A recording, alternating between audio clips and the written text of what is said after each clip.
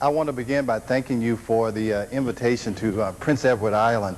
I said last night I got to speak to some physicians in your area last night, and I said when Lisa Kelly called me, I said, sure, I'll come to Prince Edward Island.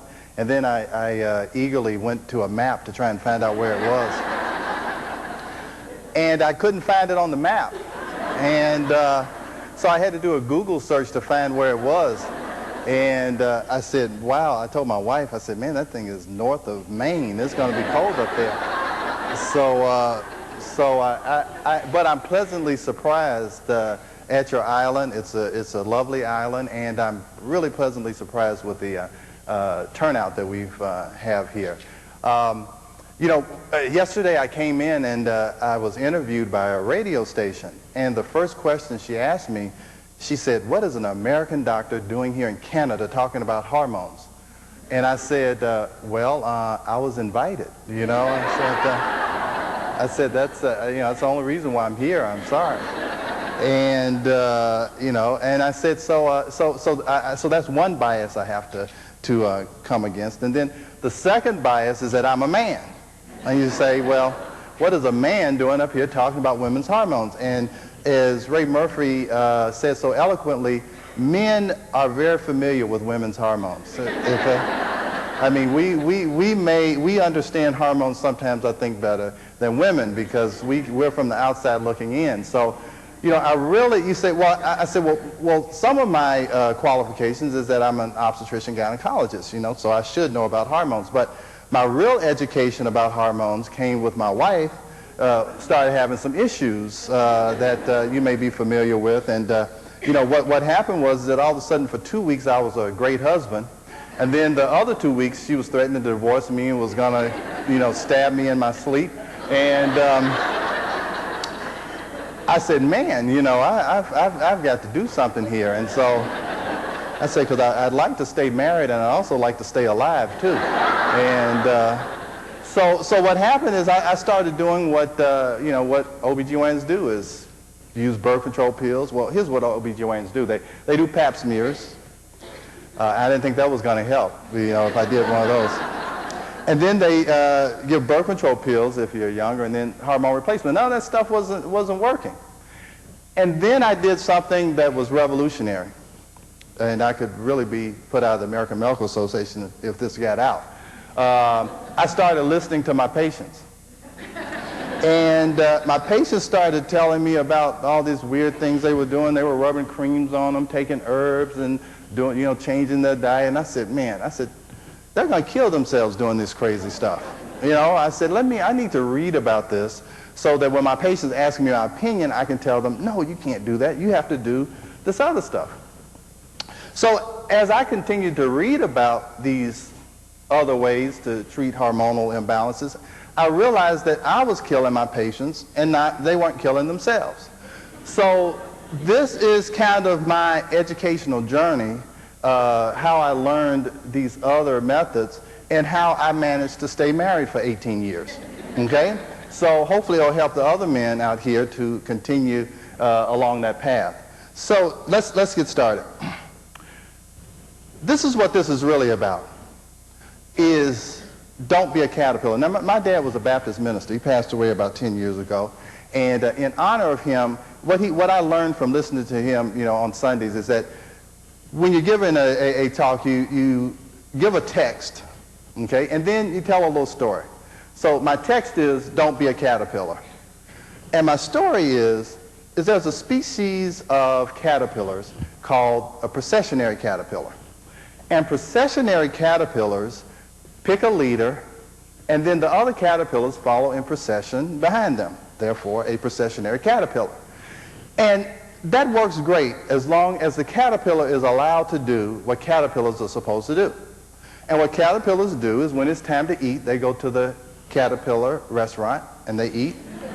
When it's time to sleep, they go to the Caterpillar Delta Hotel where it's time to sleep.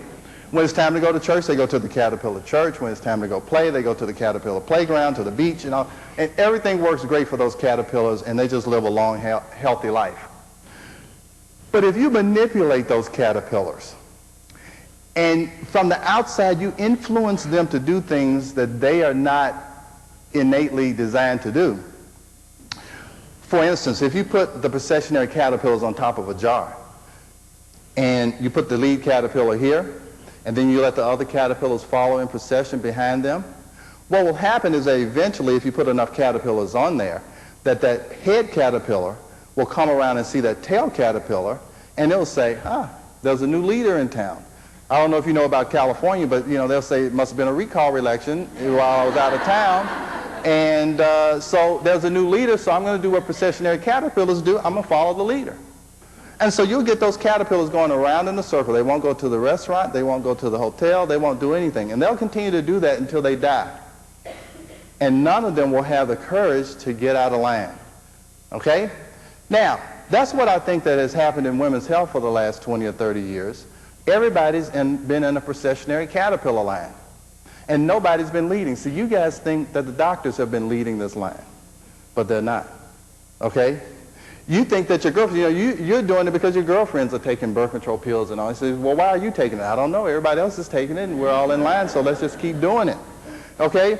But the doctors aren't leading the line. Everybody has been influenced from outside influences, and we're not doing what we are designed to do. Doctors are supposed to follow science and physiology, but we're not. And as we go through this lecture, we're going to see how do we get in this caterpillar line.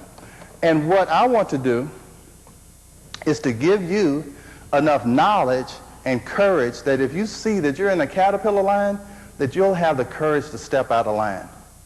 Okay? Because it's very hard to step out of line. See, I stepped out of line with the rest of my docs about 4 or 5 years ago, and it's tough because everybody wants you to come back in line.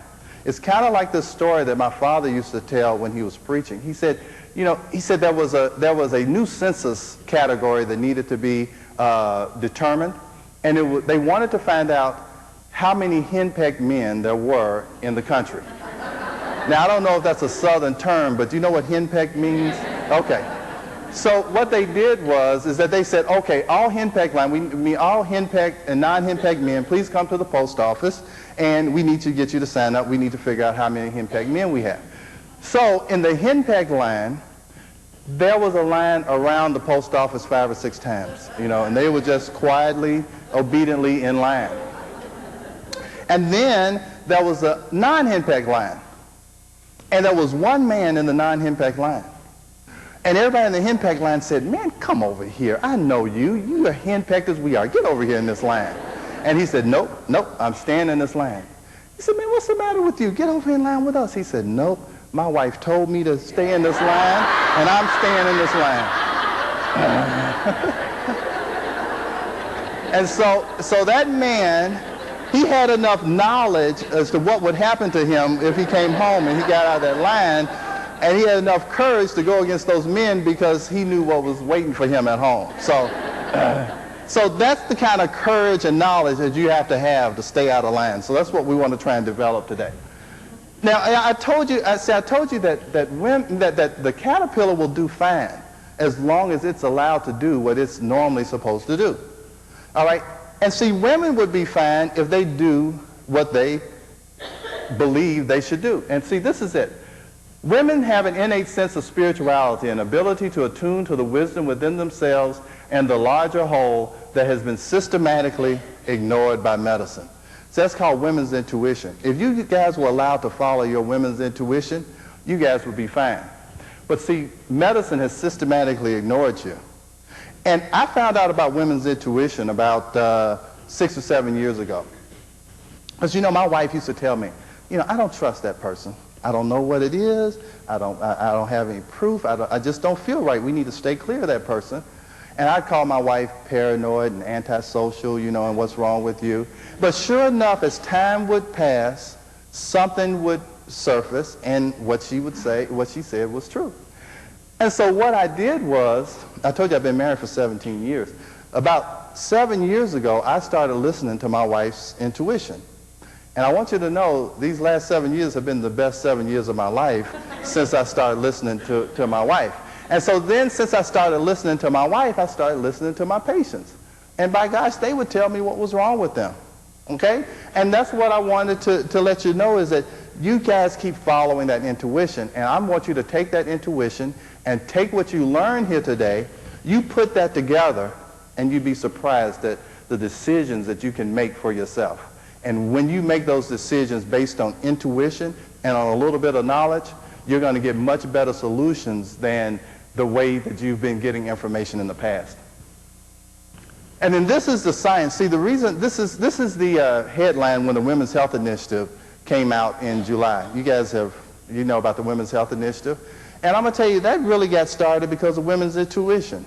Because we kept telling you to take birth control pills for the first 20, from 20 to 40, and then start taking hormone replacement. And you guys kept saying, I don't feel right about that. You know, you're going to have to show me some more studies or something. So they came up with this Women's Health Initiative to try and prove to you guys that hormone replacement was fine in the way that we were doing it. And lo and behold, just like my wife, when she'd tell me something and I wouldn't believe her, lo and behold, you guys were right. You didn't know why, you didn't have any degrees behind you, but you said, my intuition just tells me something is wrong. And again, just like my wife, you were right. And what I've also learned over 17 years, and men who are in here, let me give you a little piece of advice.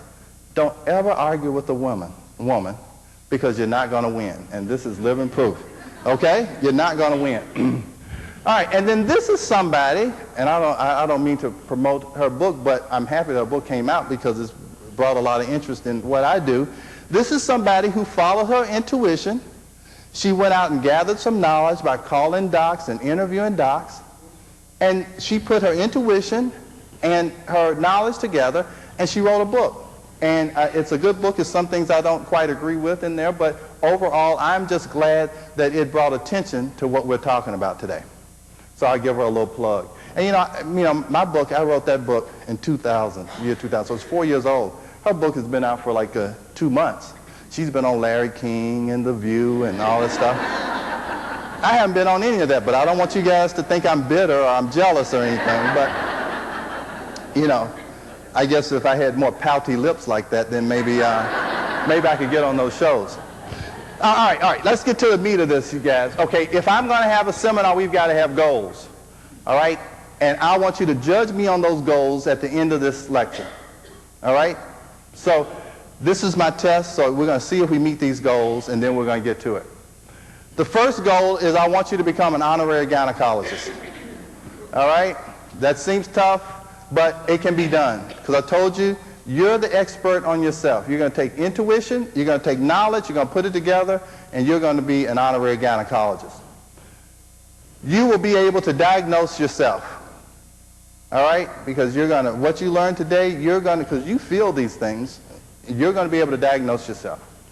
And then not only are you going to be able to diagnose yourself, you're going to be able to amaze your friends and family. Because you know how girls talk about these little things. You're going to be at your little, your lunch break or whatever, and you guys are going to be talking like women talk.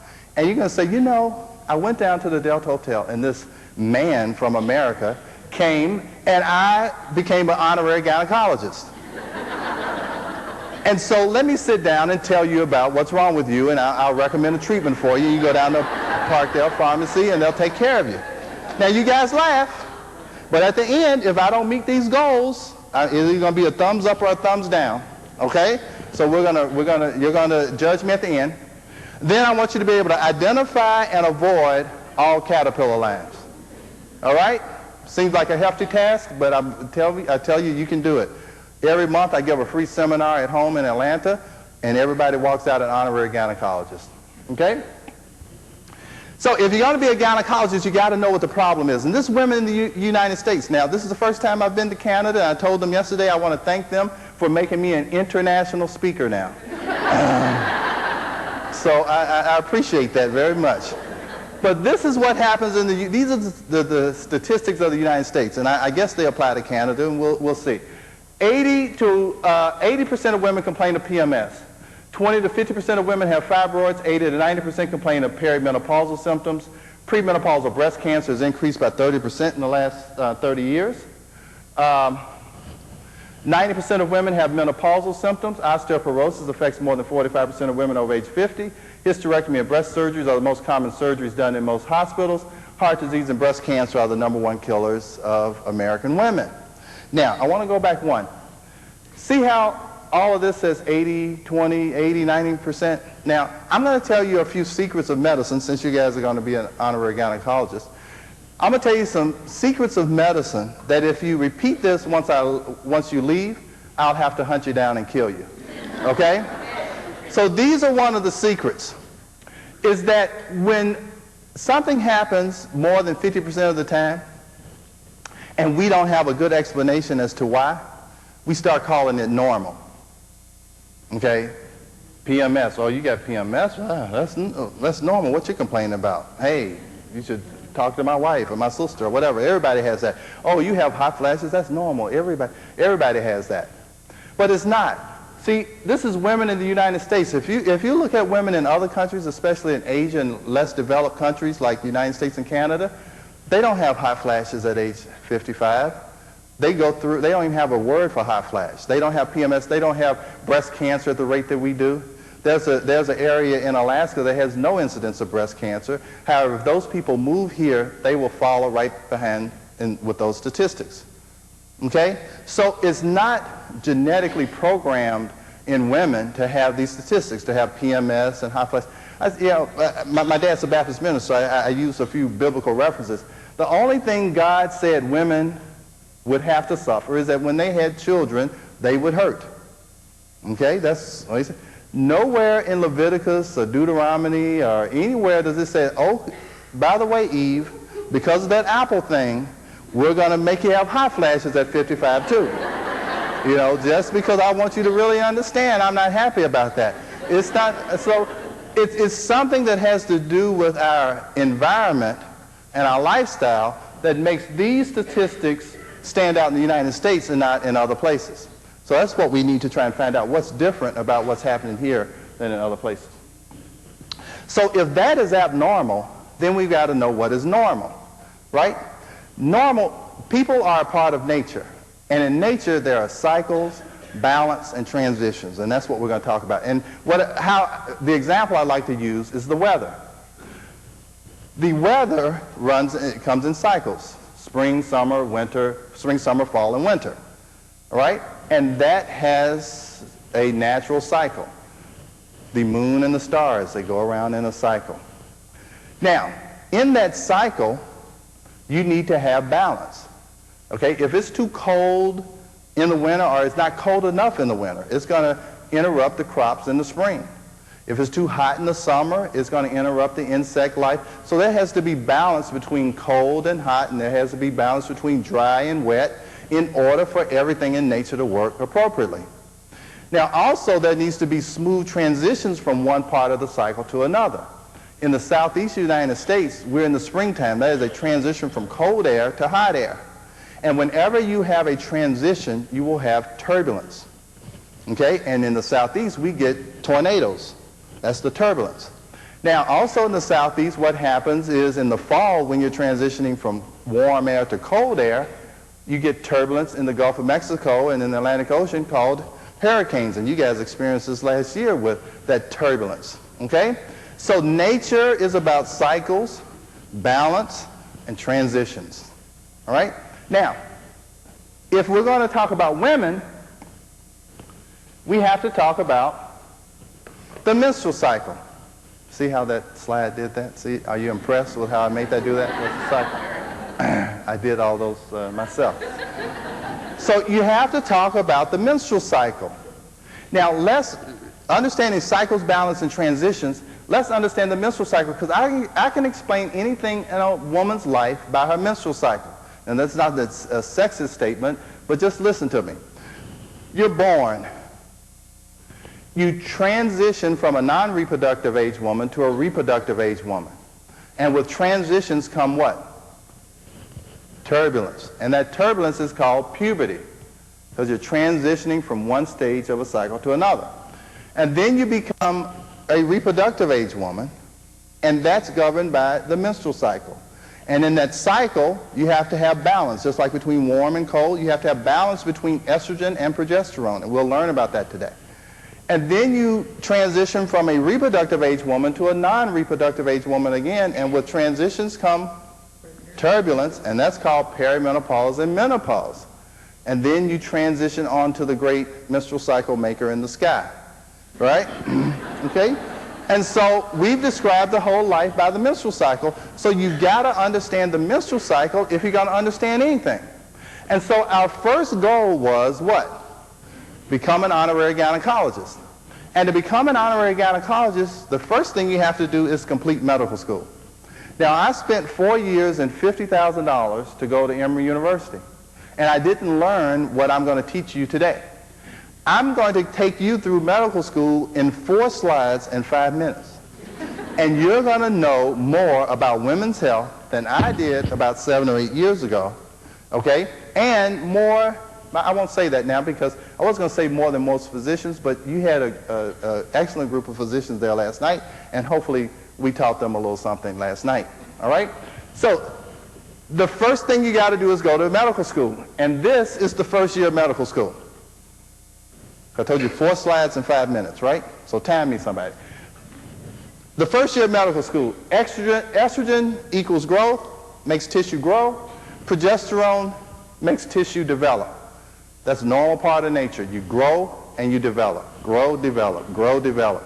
I grew to be 5 feet 10 and a half inches tall. I always like to put that half inch in there because my wife is 5 feet 10, and I have a little Napoleon complex. I want you to know I'm a half inch taller. And then I developed into a husband, a father, a doctor, so you grow and then you develop. That's normal. If you continue to grow and never develop, that's abnormal, correct? This is the second year of medical school. Estrogen is dominant the first 2 weeks. Progesterone is dominant the second 2 weeks of the menstrual cycle, because the menstrual cycle is about 4 weeks long. All right? You got those 2 years down? All right? You're halfway there. You're halfway to your doctorate degree. Now, it becomes tough the third year of medical school. This is tougher. You got to understand anatomy and physiology. But you can do it. And let's just look at here. This is the uterus. This is the tube. This is the ovary. You got that? That's the basic anatomy. This is a 28-day cycle. This is day 0. This is 28 days later. This is the estrogen and progesterone. You can't see estrogen over here, but believe me, that's the red line, and that's dominant the first 2 weeks. And then this is progesterone, which is dominant the second 2 weeks. This is a follicle in the ovary that over 14 days ovulates, and then it makes this, here, which is called a corpus luteum. And then this is the lining of the uterus, all right, how it develops over the course of 28 days. Now, you must understand that God did not make you have a menstrual cycle just to aggravate you once a month. The menstrual cycle is there for reproduction. And so in the context of reproduction and what you learn from the first 2 years of medical school, let's go through a menstrual cycle. So last month you did not get pregnant. This fertilized egg did not take here in the lining of the uterus. So the lining of the uterus sheds, and that causes a menstrual cycle. And so the lining of the uterus is diminished. And then estrogen, which makes tissue do what? Grow. And is dominant the first 2 weeks of the menstrual cycle, causes growth of that lining of the uterus so it can prepare for a possible pregnancy. And it also causes growth in this here that's called a follicle, so that it can mature into an egg, and in 14 days you can ovulate. See, ovulate. Bloop. A little egg comes out of the ovary.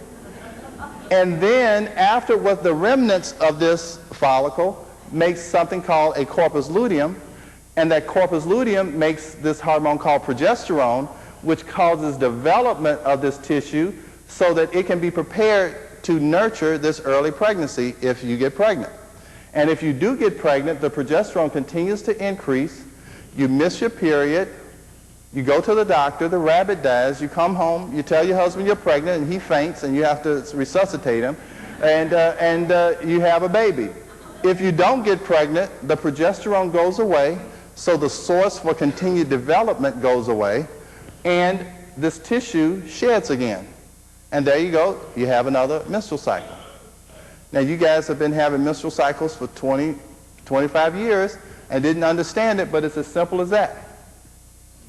That's good stuff. Are you beginning to feel like a gynecologist already? You're in the 3rd year of medical school. You're almost there. And then this is the balance of estrogen and progesterone. And it's important to understand balance. And I know everybody's heard of estrogen, and nobody's heard of this balancing hormone called progesterone. And so you got to understand that there's a lot of progesterone that is needed during the 2nd half of the cycle in order to balance out the estrogen that's made during the 1st half of the cycle. And again, nature is about cycles, balance, and transitions. Okay? So what is estrogen? You can have phytoestrogens, which are plant estrogens. Okay? And those are like soy and red clover. Those are types of estrogens, but those are real weak estrogens. They don't cause a lot of growth. They just cause a little bit of growth. And these estrogens are in increasing order of how much growth they cause. Estriol is a weak estrogen that's found mostly in pregnancy. Estrone is made in fat tissue, so the more fat tissue you have, the more estrogen you can make. Estradiol is what's made by the ovary every month in that cycle, and it's a relatively strong estrogen. And then there's xenoestrogens, or man-made estrogens. A lot of pesticides and pollutants can behave like very strong estrogens. And even though you may not be exposed to a lot of it, if you're exposed to a little bit of several pollutants and pesticides and a lot of cleaners that you may use in your house, can actually emit substances that behave like estrogens. Now, what is the function of estrogen? Regrowth. Everything in here has growth. Regrowth of menstrual tissue, growth of follicle into an egg, growth of the breast, supports vaginal tissue, develops sex characteristics, stores fat. You guys have been telling us these hormones are making me fat, and we say, oh, we systematically ignore you and say, oh, no, it's not.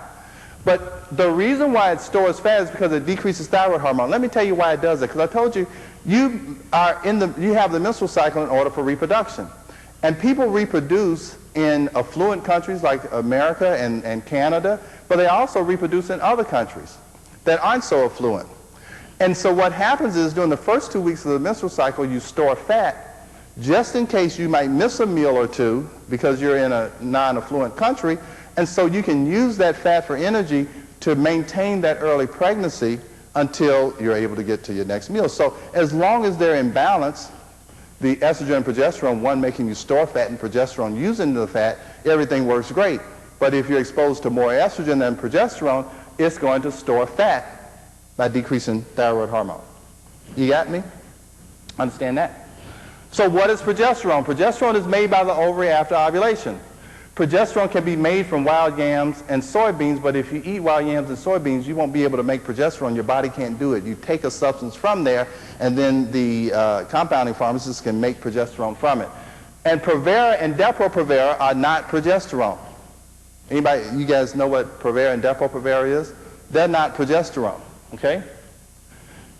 What progesterone does, it promotes gestation. That's why it's called progesterone. That's the only hormone you need in order to maintain a pregnancy. It is a natural diuretic. It makes you lose extra water. That's what a diuretic does. It uses fat for energy. I told you, see, estrogen makes you hold on to fat and water. Progesterone makes you lose it. As long as they're in balance, everything works great. Just like hot and cold, and everything works fine. It is a natural antidepressant. It binds something called the GABA receptor in your brain, and that's the same place that the antidepressants binds. And so as long as you have enough of it, you won't have depression, during the second 2 weeks of your menstrual cycle. It can restore sex drive, and it protects against cancer. Now, I want to apologize because I really have not given you your proper due. Because I told you in 4 slides in 5 minutes you'd be honorary gynecologist. And I think that we should all give ourselves a hand for completing medical school. And I want you to go home and call your loved ones and tell them that they have a doctor in the family now, and that if they ever need advice, that they can call you. All right? So now, to prove to you that you are honorary gynecologist, I'm going to show you that you know more than most doctors. And I'm going to prove it to you by this. Does this look different from that? Simple. See how smart you guys are? I'm so happy that they have a double door back there. Because when you come in, we only open one door. But when you go out, because you're going to have so much knowledge in your head, we're going to have to open up both doors for you guys to get out of here. So see how smart you are? that is progesterone. That is Provera. And see, if you put this into a system that is designed for this, because you make about 17 different kind of compounds, one that makes you lose the fat, and one makes you lose the water, one goes to your brain, but they're derivatives of this. So if you put this in the system, it's not going to give you the same derivatives, right? That makes sense? I say it's kind of like when you go to, you guys don't have Home Depot, but you know what Home Depot is. And you men, you can relate to this. You know, what are the 3 words we hate to see on something from Home Depot? Some assembly required. Okay? And so what happens is that it seems like every time when we go home, there's some extra screws in the box that we don't know what to do with them. And when you don't use those extra screws, or you can't figure out what, then it never works like it did at Home Depot. And that's the same way that happens here. You put these extra screws on here, and it's going to throw the system off, and it's not going to work as well. But we've been using this in place of this, and the problem is that doctors haven't understood that there's a difference. Even in our medical literature, we will interchange these 2 words, and they're totally different. Okay? And then we use this for estradiol, Premarin. Everybody understand what Premarin stands for, and they didn't try to hide it. It's pregnant mare urine, Premarin. So why do we think that that is going to work as well as estradiol and those other estrogens that we talked about? Now, it may be from a natural source, which is a mare, but that doesn't make it natural, because I've never seen a mare turn around and drink his own urine, but we put it in a pill and gave it to women for the last 30 years. Now, it sounds ridiculous, but that's what happened. I mean, that's what happens when you get in a caterpillar line and nobody's leading, is that you'll do kind of ridiculous things like that, and then we told you to do it, so I'm not putting it on you. We told you to do it. I used to send Premarin to my mother thinking I was paying her back for sending me to medical school. And man, I mean, what kind of payback is that, I tell you. So, what are the effects of progesterone? Now, let me tell you, progestins. How do we come up with progestins? Well, here's what happened, is that back in the 50s, we started giving estrogen to everybody, or Premarin to everybody. And what happened was about 5 or 6 years later, we said, oh man, endometrial cancer or uterine cancer has gone up by 14 times. Not 14%, 14 times. And everybody was surprised. But look, I told you you're honorary gynecologist. What does estrogen do? Growth. Now, cancer is uncontrolled growth. Growth without development. Uncontrolled growth. So if I give estrogen, what is going to happen to that lining that I told you that grows under the influence of estrogen? It's going to grow and then have abnormal development. That's cancer, right? So now, I taught you in 4 slides in 5 minutes about estrogen and progesterone. And so it was predictable that you can have an increase in endometrial cancer if you give the growth hormone without the development hormone, right? It's simple. So why didn't we figure that out before we subjected women to that? See, because we weren't leading the caterpillar line, and we weren't letting science and physiology lead us. We were letting outside influences like Premarin makers tell us what to do. Okay? Now, so then they said, they were in the meeting, I guess, at the Premarin factory and said, what are we going to do? And they said, we'll have to take Premarin off the market. They said, no, no, no, no. We'll make another drug that'll counteract the side effect of the first drug, and then we'll sell 2 drugs instead of 1. They said, man, you're brilliant. You're brilliant. And so they came up with Provera. And it stopped the increase in endometrial cancer because it made secretory endometrium, which is developed endometrium. But because it had the extra screws, it didn't do the other things. It didn't have any positive effects on gestation. It wasn't progestation because it had the extra screws on it. It created a progesterone deficiency because it bound the receptors that would have progesterone on it, and then it had this stuff with the extra screws on it. It made you it increased sodium and water retention. It caused depression instead of being an antidepressant. It caused weight gain instead of making you lose weight, and it was hair loss and increased risk of breast cancer. Well, I told you progesterone decreased your risk of breast cancer. You see, so they tried to solve one problem, and then they made a bunch of other problems because they used something with extra screws on it. Okay? Now we want to talk about balance. So you guys understand the menstrual cycle. You got that? So we're 1/3 of the way through. So now we're going to talk about balance. And I think that our problems have not been to too little estrogen. I think they're due to too much estrogen or an imbalance of estrogen and progesterone. Because this is what excess estrogen causes. Breast tenderness, depression, fatigue, poor concentration, endometriosis, fibrocystic breast, PMS, fibroids, water retention and bloating, fat gain around hips and thighs, breast and uterine cancer. Now that's everybody who walks in my practice has that. But I didn't understand that it may be due to an imbalance. And when you have an imbalance, it can be either due to too much of one thing or too little of something else. That's what a balance is. So you can see that all I did was just change the title of this, is that you got to know, is it too much estrogen? Is it too little? Is it too much progesterone? Is it too little? So that's what happens when you have a balance problem. Okay? So then you say, how do you measure balance? How can you measure that? I've never had anybody measure my balance. I go into the doctor and they say, I feel out of balance. You know, I don't know. I mean, I don't mean to be like that, but I just can't help myself. Something is out of balance. And then what does the doctor say? Who cares? And see, that's how you feel. Now, I'm not saying, but I'm expressing how you feel. See, I told you, men, I understand this, okay? And so you say, well, why would a doctor say that? Well, this is what happens. It's because we have been taught gynecology made simple. You know, just like, Microsoft Word for Dummies or Microsoft Word. Well, we practice, and that's what I did for the first 7 or 8 years of my career, is I practiced gynecology made simple. What is gynecology made simple? It's based on this. One key question. You know what that key question is? How old are you?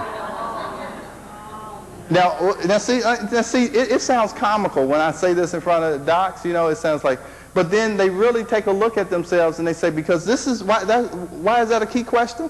Because if you're less than 45, I don't care what you come in complaining of, what are you going to walk out of there with a prescription for? But wait a minute, I'm getting to that. Birth control pills. Don't jump ahead of me. See? Now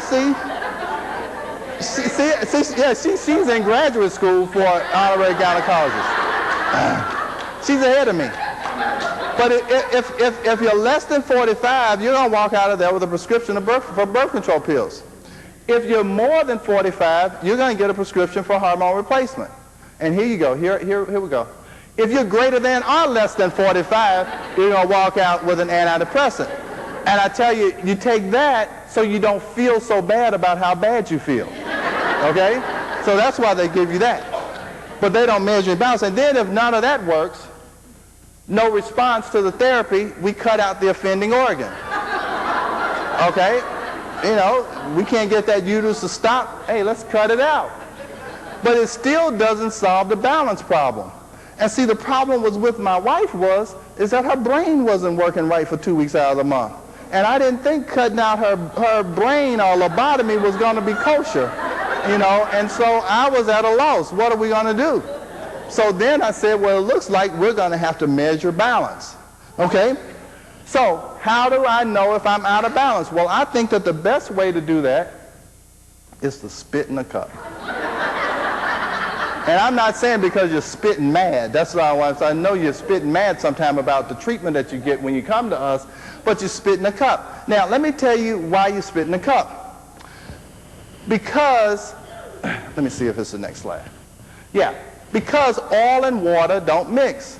See, hormones are fat soluble. That means they like to be in oily substances. Serum is water. Your blood is water soluble. So how do you get a fat-soluble substance into water and get it transported around? Well, there's this carrier protein called sex hormone binding globulin. I don't want you to remember that. I don't want to be too technical. But what they do is you put the fat-soluble hormone into a water-soluble FedEx truck. Okay? So it gets carried around in the FedEx truck, And then when it gets to the place where it's supposed to be, like your brain or your breast or your uterus or your skin or whatever, those are all the places where progesterone and estrogen gets dumped, it dumps out some estrogen and some progesterone. Now the thing is, it only dumps out just a very little. Even though there may be a lot in the blood, the only thing that matters is how much comes out into the tissue to do what it's supposed to do. You got me? Okay? So here's what happens. Is that what happens is you come to the doctor. You're less than 45. You come to the doctor. They draw your blood. In the blood, what you're measuring is the number, okay? And the number of FedEx trucks stays usually in the normal range, okay? So you draw that, and even though you're out of balance and all these things, draw the blood, you're normal. How old are you? Oh, you're less than 45. Here's your birth control pills. Here's your antidepressants, okay? So it's very simple. But now, one of the places that the estrogen and progesterone gets dumped or delivered is in your saliva, and it's in proportion to what's getting dumped at these other places. Okay? So if you come to me, well, you don't have to come to me, but if you come to someone who's here who understands this, they'll get you to spit in the cups to see how much estrogen and progesterone is getting delivered to your tissue. Okay? And so you come to me and you say, oh, I feel out of balance. I say, please spit in the cup for me. Let's look at how much estrogen and progesterone. Oh, no wonder. You got all this estrogen getting dumped out and not enough progesterone. No wonder you're feeling like this and you're bleeding all the time and you feel depressed and 2 weeks before your period and all these things. You got me? Now, so we'll correct that and you'll feel better.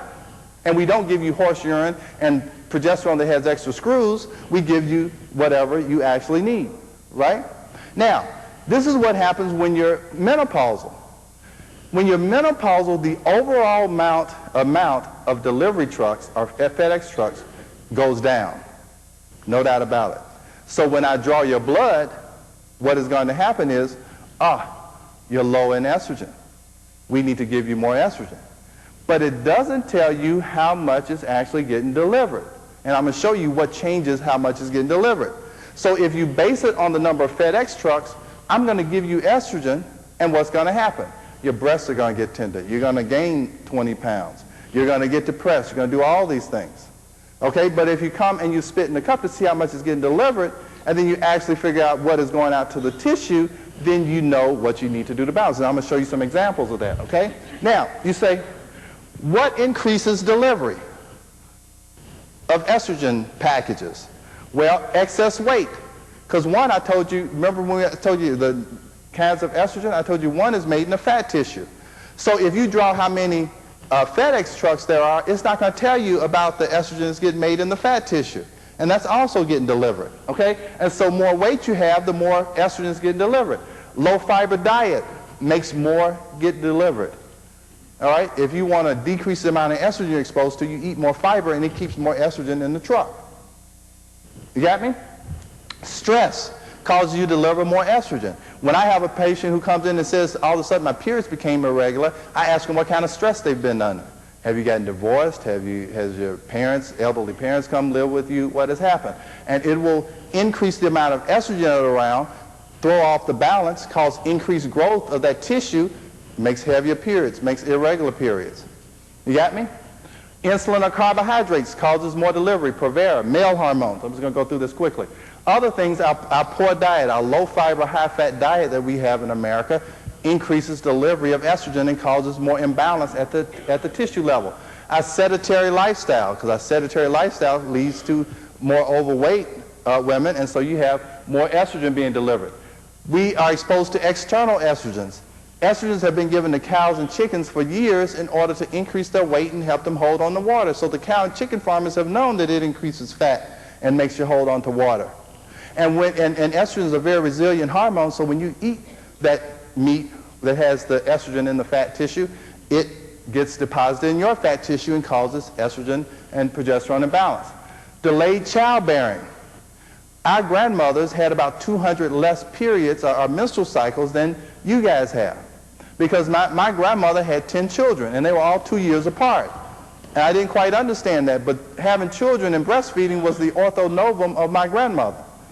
And so you got to think is that what she would do is she'd get pregnant for 9 months, and she'd make a lot of progesterone. She wouldn't have a menstrual cycle, so she didn't have to worry about getting out of balance. All right? And then she would breastfeed for another year. So that's 2 years she never had a period. Then the orthonovin ran out, which is the breastfeeding, and she got pregnant again. And so for 20 years, she may have had 2 or 3 menstrual cycles. But we are having 1 and 2 kids, and you're having multiple. It says more and more times that you can get out of balance, and you can get irregular, have more delivery of estrogen in your trucks. You see? Okay? And then alcohol abuse, because it damages the liver, which is primarily where you metabolize estrogen, so then that can cause imbalance. So what are the results of these hormonal imbalances? Well, everything you want to talk about. PMS, fibroids, endometriosis, infertility, fibrocystic breast, perimenopause, menopause, osteoporosis, breast, uterine, and ovarian cancer. So we're going to go through this because, see, now it's going to be easy now. Now that you know the fundamentals and you're an honorary gynecologist now, you're going to be able to just boom, boom, boom, boom, boom, just snap right through this. Now, first thing we're going to talk about, hold on. Yeah. First thing we're going to talk about is PMS. And everybody know what PMS stands for?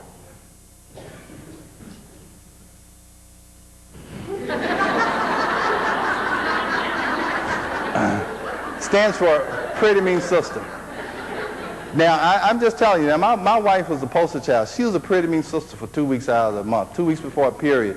I mean, my little boy, who's about 2 or 3 then, when this was all going on, he would go in and be whining to my mommy, we'll do this. And I'd say, Winston, my little boy said, Mommy could snap at any time. You know how she gets. And he said, and he'd run out of the room because he knew that it was bad. Now, I want to make it clear. If you're a pretty mean sister for like the 1 or 2 weeks before your menstrual cycle, and then after that, you know, you're a pretty nice person, then that's PMS, and that's hormonally related. If you're a pretty mean sister 365 days out of the year, it's not hormones. It's just you need, you know, some other type of help, prayer and something. So just make it clear. It has to be cyclic. You have to have some time where you're all right in order to make it PMS, okay? Okay, so now what is PMS? PMS, 68 to 100% of women complain of tension, nervousness, anxiety, irritability, and mood swings 2 weeks before their menstrual cycle. Now, what did I say progesterone was? It's an antidepressant, anti-anxiety type hormone. So if you don't have enough of that during those 2 weeks before your menstrual cycle, you might experience this. See, it's all about this balance. Right, thank you. 60 to 65% of women complain of weight gain, abdominal bloating, breast tenderness, swelling of extremities. What did I say estrogen? It makes you hold on to fat and water. So if you have too much of that during the second 2 weeks, you're going to hold on to fat and water. 44 to 55% of people complain of sweet cravings, headaches, increased appetite. That is because I told you estrogen blocks thyroid hormone. Thyroid hormone makes you metabolize what you're eating. So if you're not metabolizing what you're eating, you'll eat and you'll still have an appetite and all these things. 36% of people complain of depression, confusion, crying, and forgetfulness. That is also a antidepressant function of too little progesterone. If you don't have enough progesterone causing that antidepressant type activity on your GABA receptors, then you're going to have those problems. And also because of the estrogen blocking the thyroid hormone, that also causes depression. So that's why everybody's getting antidepressants. It's not because of low Prozac levels, okay, because you can't draw a Prozac level because your body doesn't know what Prozac is. But it's due to this. So we're covering up a low progesterone problem by giving Prozac and other antidepressants. And because it's so common, that's why everybody's getting it. But we should be correcting the problem, not making the Prozac industry wealthy. Okay, so again, in order to be a doctor, you have to diagnose and treat. So this is how estrogen and progesterone should look during the month. Estrogen, a lot of progesterone. And that's what happens when you measure balance through saliva. And so let's just show you an example. This is a 35-year-old woman who complains of horrendous PMS irregular bleeding, mood swings. When she walked into the office, it made me nervous. She was just a mess. Now, let's look at this and look at that.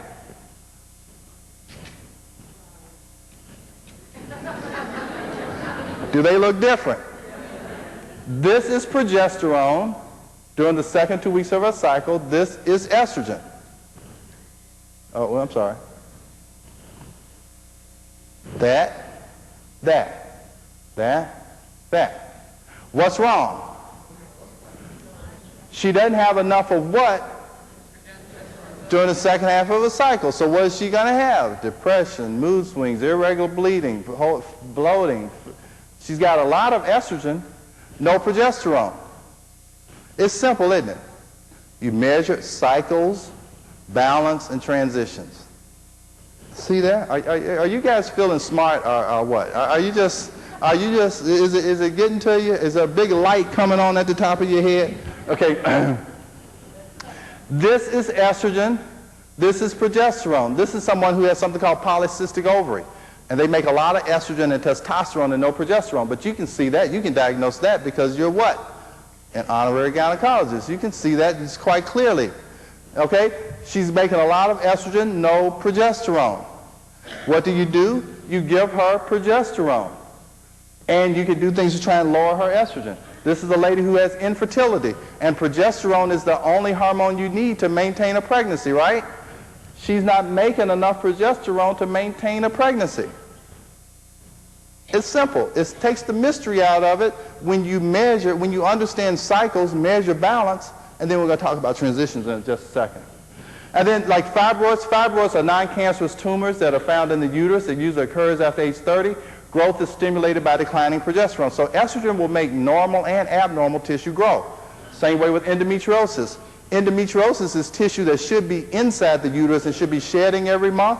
When it gets outside the uterus and can't do that, it will cause problems like cyclic pain, painful menses, and infertility. So the treatment for that is to try and expose yourself to more progesterone so that it doesn't grow and shed, and that can work a lot of times with mild endometriosis. Fibrocystic breast is caused by overstimulation of estrogen on the breast.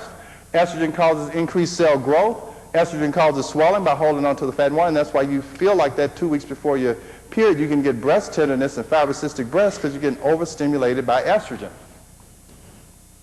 So we talked about cycles and balance. Now we're going to talk about transitions. And transition we're going to talk about is perimenopause because it's kind of like puberty in reverse. Okay, and you may feel like that, and the worst scenario for us men is to have a teenage daughter going through puberty and a perimenopausal woman. That's kind of like, that's like, say, God, get me through this, please. And so it's very important for you to understand those transitions, okay? What is perimenopause? It begins 10 to 15 years prior to menopause. You get erratic hormone production, anovulatory cycles, increasing estrogen and declining progesterone. Now, I went through that real fast because it really is a matter of this. Eggs and age. Now, let me tell you what happens during perimenopause. You have the most eggs that you're ever going to have in your life 20 weeks before you're ever born. That's women, not men. Women have eggs, okay? Women have the most eggs they're ever going to have in their life 20 weeks before they're ever born. So this is time. This is age 0 to 50 in years. And this is number of follicles, those little cells that become an egg once a month that ovulates. And now, starting from age 0, the amount of eggs start to decline. And the good eggs go first. That's why your 18-year-old daughter, you know, she holds hands with a guy and she's pregnant. I know it really, but I know they try and make us believe that's all they did. But anyway, it's easy to get pregnant because the good eggs go first. And then at age around 35, see how the slope of the curve starts to decrease? I'm saying start to increase. So the rate of diminishing eggs goes down, goes even faster. And what happens is you start to scrape the bottom of the barrel of the egg basket. And that's when, you know, you have to have sex like 12 times a day and stand on your head and, you know, for 3 hours to try and get pregnant because it's trying to scrape that egg off the bottom of the egg basket. And that 35-year-old egg needs some prompting to get up, okay? And so it's a lot of estrogen being made to try and scrape that egg up off the bottom of the barrel. And so then what happens is it may ovulate, it may not. And if it doesn't ovulate, you don't make progesterone. Or it may ovulate very weakly and it doesn't match the amount of estrogen that it took to get it there.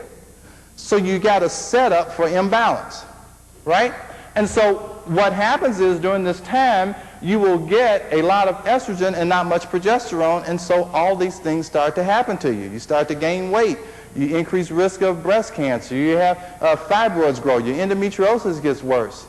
And we try the birth control pills and the hormone replacement, and if the offending organ doesn't stop doing what it's doing, what do? We cut it out. And it usually happens all during this perimenopausal period, but it's due to turbulence in that transition. See, that's the hurricanes and the tornadoes in those transitions. It's right there. So what happens is you miss a period if you don't ovulate, and then 2 weeks later or whatever you have heavy periods. It's because of fewer eggs, no ovulation, no progesterone. Progesterone is the menstrual timekeeper. If you don't ovulate and make that corpus luteum and have those 14 days of progesterone, then you don't know when to bleed. You'll bleed every 2 weeks, 4 weeks, 6 weeks, 8 weeks, $1, all four. Anyway, so, and then you get these estrogen excess symptoms. You get the depression, the mood swings, the irritability, all of those things because of difficulty in that transition. This is a lady in perimenopause. This is her estrogen, this is her progesterone. What's wrong with that? It's flipped upside down. The estrogen should be down there and the progesterone should be up there. It's just like what I told you. She made a lot of estrogen trying to scrape that egg up, and then the progesterone wasn't able to meet the challenge. Now, let me just tell you, is this simple or not? Isn't this simple? Why hadn't we been doing this? Just say, oh, you mean all I got to do is spit and you'll get a graph like that and I can look at it? I don't have to draw any blood. You don't have to do any, you don't have to take any x-rays, none of that stuff. You don't have some cups, I know. That's what I'll tell you. I mean, it's really, it's like, why didn't we do that? Because we were in the caterpillar line. And so when you're in the caterpillar line, you can't see anything else. You're just doing this, you know? And that's what we did. And we got you to follow, but thank God for your intuition. You said, you got to find another way. You know, that's what you, see, this is what I tell you. See, you guys are, most of you in that baby boomer generation. And I'm going to tell you, see, baby boomers don't take anything lying down. See, and then, see, you guys change medicine. We don't change medicine. Let me just give you an example.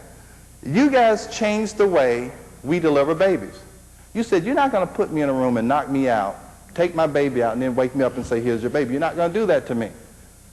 I want it to feel like home. So now they have all these great, at least in America, they have all these great birthing centers, and they look like the Taj Mahal. They're better than the rooms here. You know, and they have all the woodwork and the primer. And it's not because a group of docs said, why don't we make the birthing experience more, you know, more pleasant for the woman? I mean, we didn't. You guys demanded something, and it changed the way we deliver babies. You guys have demanded, you're going to have to find something different. I'm not going to do this taking horse urine and stuff in menopause. I'm not going to do it.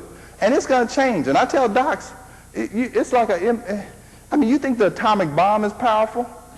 You just get you a bunch of baby boomer women, all of one same mind, and things will change. And I tell these docs that either you can change or you'll be left behind. Because you guys aren't going to take it. I mean, I know it. Thank you.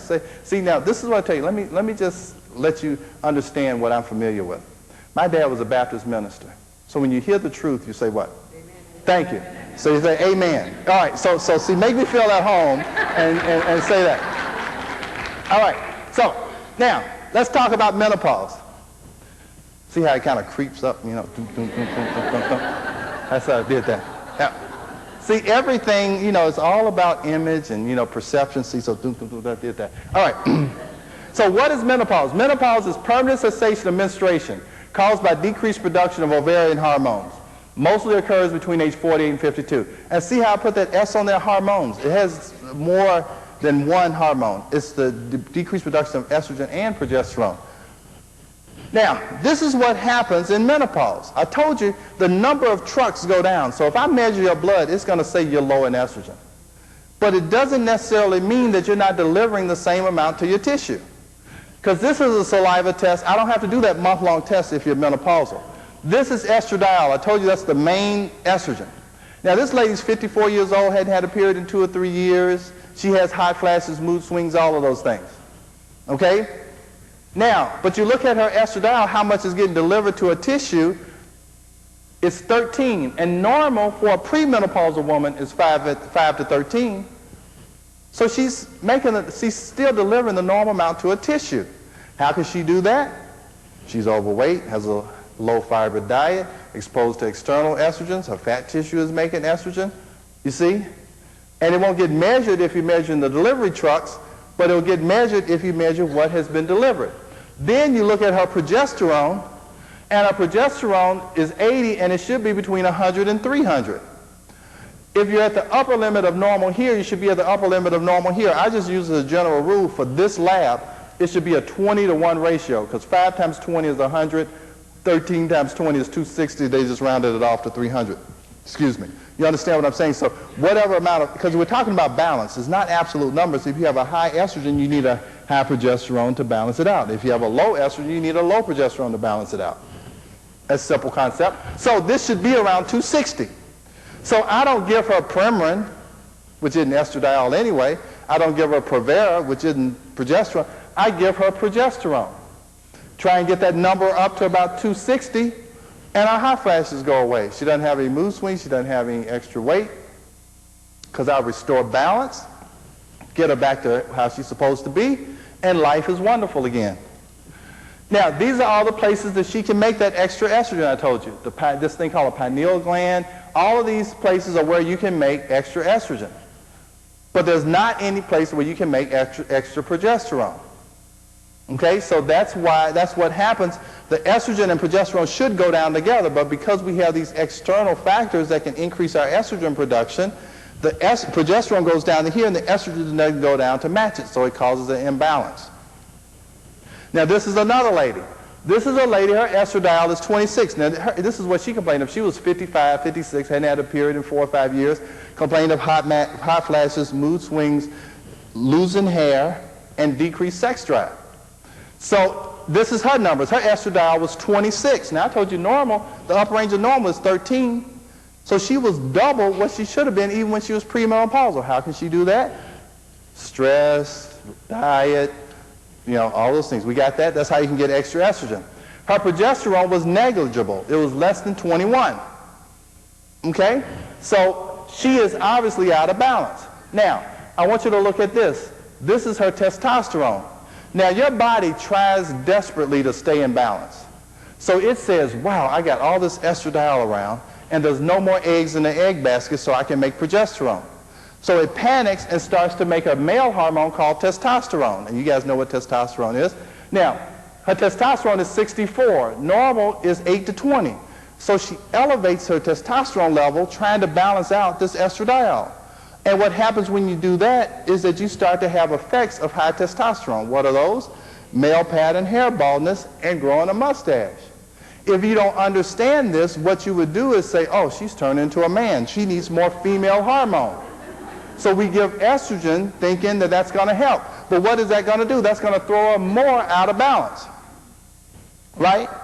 Now, also, we are forming this caterpillar line to say that these women with low libido need testosterone. Now, this lady's testosterone is 3 times normal. She should be hustling men on the street if she's got that much testosterone running around. But because we just assume that if testosterone increases libido in men, it must do the same thing in women. But that's not necessarily so. Sometimes I think that's an issue, but I see women all the time who have high testosterone levels or normal testosterone levels who come in and say they have low libido. Now, somebody was asking me last night, that has become an epidemic, low libido in women. Now, let me tell you what my theory is on that. I think maybe 10 to 15% of the time it is hormonal. I think the other 85% of the time is situational, and this is the situation, is that men have sex in order to relax. If they have a hard day at work, sex is just tops off the evening for them. Women have to be relaxed in order to have sex. Okay, so I ask these patients, okay, you have low libido. Tell me what you do during the day. Oh, I wake up at 5:30, I have to get my 3 kids off, and then I have to go to work, and then I have to come over, I have to pick them up, I have to do the homework with them, and then I have to get the kitchen together, and then about 10:30, 11 o'clock, I get the kids to bed, and then I'm ready to go to sleep. And then my husband is saying, and so, right. And so, you know, I've learned with experience that if my wife has a bad day, that's the time for me to turn over and watch SportsCenter and go to sleep, okay? And so I try and tell women it doesn't have anything to do with your libido, it's situational, you know? And so that's why I'm saying, oh, low libido, we need to give you testosterone. I think that's another caterpillar line. Some people need it, but I don't think that's it. But anyway, I digress. Let me move on. Now, I'm not telling you that estrogen is bad and that no one needs estrogen. I'll tell you no one needs Premarin, but I'm not telling you that no one needs estrogen. So what you do is, this is a lady who said, oh, I'm not going to take estrogen. No, it's bad for you. But she was taking progesterone. Her progesterone is absolutely normal, 207, it should be between 100 and 300, but she's having hot flashes all over the place. And I said, well, will you please spit in a cup for me? She said, yeah, sure I will. But look at her estradiol, it's less than 2. She's out of balance the other way. So it's not about estrogen is good, progesterone is bad. It's about balance is good and imbalance is bad. So I gave her estradiol. And this is her follow-up test. This is 10. This is 280. I told you about a 20-to-1 ratio. 20 times 10 is 200. So she's back in balance. Her hot flashes went away. See? All right, and this is a 60-year-old without a uterus. And she wasn't having any hot flashes. She didn't have uterus or ovaries. She wasn't having hot flashes. How do you explain that? Well, look, it's not about overall numbers. It's about balance. Her estradiol is 2, which is normal for a postmenopausal woman. Her progesterone is 44. 2 times 20 is what? 40.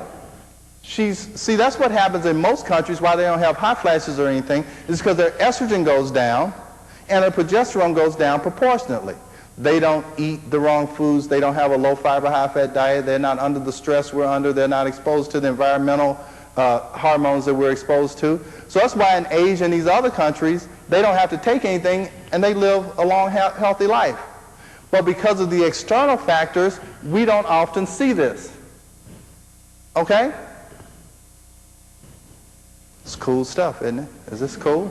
This is good stuff, I'm telling you. Y'all catch that?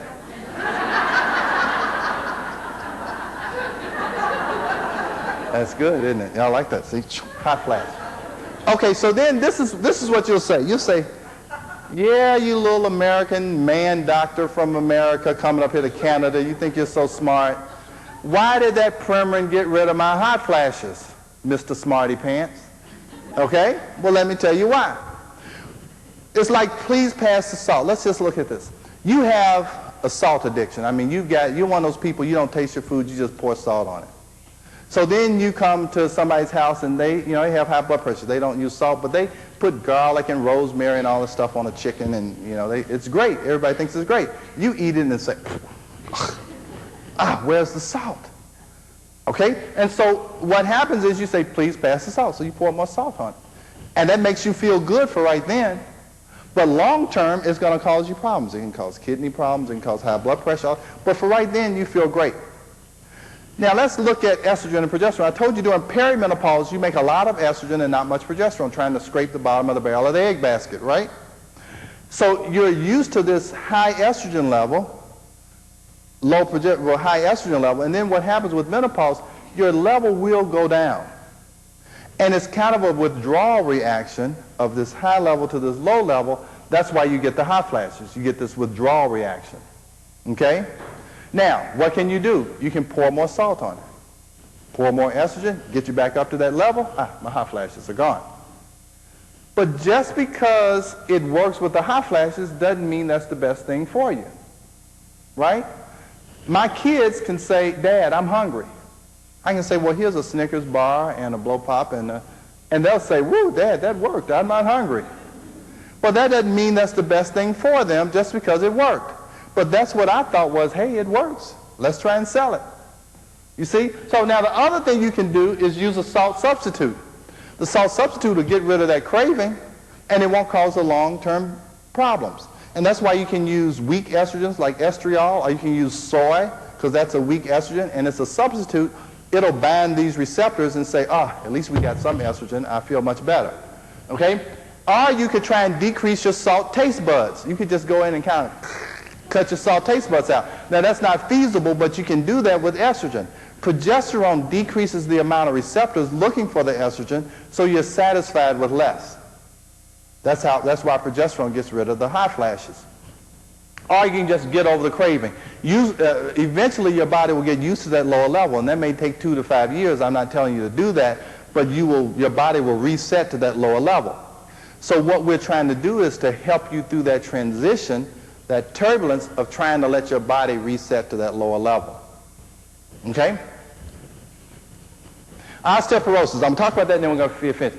Osteoporosis, progressive bone loss that leads to increased risk of bone fracture. Most common in women of North European descent. Risk factors are smoking, steroid use, thin frame, and sedentary lifestyle. What I want to get across to you is not everybody is at risk for osteoporosis. Now, just to let you know is that astronauts, when they go out to outer space, they're at risk for osteoporosis. Why? Because they don't have any weight bearing. And it's kind of, if you don't use it, you lose it. So if they're not bearing weight on the bones, they start to waste away. That is much more important than any hormone issues in osteoporosis. And then you got to look at these risk factors. Smoking, if you don't smoke, if you don't use steroids, if you're not a thin frame, and you don't have a sedentary lifestyle, you are not in that much of danger of osteoporosis. You need to understand that and don't get in that caterpillar line, because if I live in Atlanta, we have a high African American population. I have these 250-pound African American women say, don't I need estrogen for my bones? I say, I don't think so, because one, you don't have any of these risk factors. You've got an estrogen factor in those 250 pounds that you've got, and that if you will walk around my office 3 or 4 times, there'll be plenty of weight-bearing exercise, and I don't think you're going to need the extra estrogen. So, I mean, it sounds funny, but I'm going to tell you, people who are more than 20 or 30% overweight, they are not, and they at least move around, they are not going to have osteoporosis. So to say, I've got to have estrogen to protect my bones is crazy. Especially if we're not measuring to see if there's an actual problem. If we measure and see that there's an actual problem, then we need to supplement. Synthetic estrogen is not a cure. Estrogen slows growth and bone loss for a limited time. Bone loss begins at age 35, so it prevents bone loss as well as estrogen. And progesterone actually can stimulate bone growth. Then the other thing I want to talk about is that everybody with osteoporosis is saying, or worried about osteoporosis is saying, how much calcium should I take? Isn't that what you're saying? Now let me tell you, 75% of the world does not drink milk, they don't take calcium pills, and they don't have osteoporosis. How do you explain that? Well, this is what I'm telling you, everything is about balance. It's not necessarily how much calcium you put in, it's also how much calcium do you let come out. And how do you let calcium out? By doing these things, by eating animal protein. In order to neutralize some of the chemicals in the acids in animal protein, you have to leach calcium from the bone in order to let you urinate those toxins out. Also, carbonated colas have phosphorus in it, and those carbonated colas make you lose calcium. Refined sugar and caffeine. Now, let me tell you, they did a study of juveniles, and they found that they are breaking their bones at a much higher rate than other kids in, 30, 40 years ago. And they found out that it was associated with how much animal protein and sodas they were drinking. And what, at least in America, the teenage diet consists of a triple cheeseburger with a Biggie Coke that is jam-packed with caffeine and refined sugars.